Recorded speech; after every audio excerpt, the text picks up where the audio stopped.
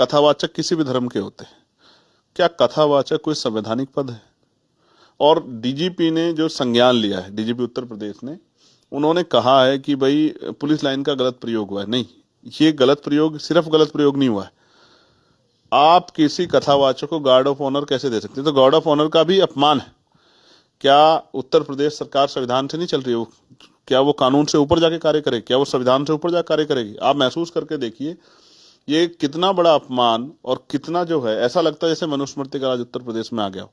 आप महसूस कीजिए। और मैं तो अपमान महसूस कर रहा हूं कि जिस पुलिस पे हम लोग गौरव करते हैं, वो इतनी बड़ी गलती कैसे कर सकती है।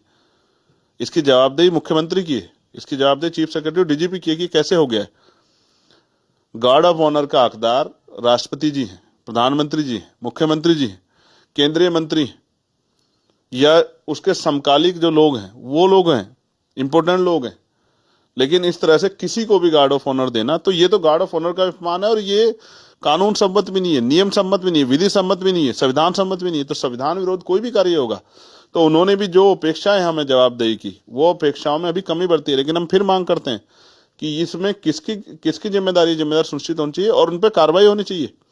क्योंकि अगर हम कोई भी संविधान विरोध कार्य कर रहे हैं और उस पर हम पे कोई कार्रवाई जवाब तलब नहीं हो रहा है, तो आज आपको देख के कल कोई और करे, किसी खुश करने के लिए, किसी सरकार खुश करने, किसी नेता खुश करने, किसी बाबा खुश करने, कोई और करेगा।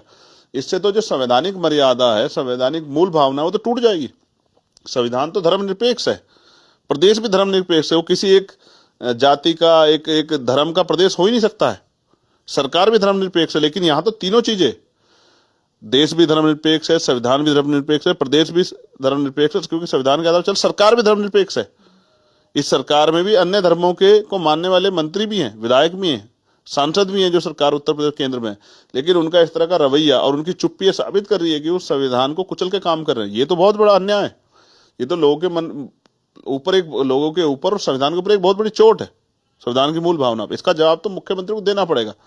और अगर हम लोग नहीं बोलेंगे तो कौन बोलेगा? हम तो संविधान को मानने वाले लोग हैं। मैं पहला व्यक्ति था जिसने उस विषय को उठाया। बाद में सभी लोगों ने उस पर, क्योंकि वो गलत था, सभी लोगों ने हिम्मत जुटाकर उस पर अपनी बात रखी। लेकिन इस तरह का कोई भी असंवैधानिक कार्य होगा तो हम लोग उसको बर्दाश्त नहीं करेंगे।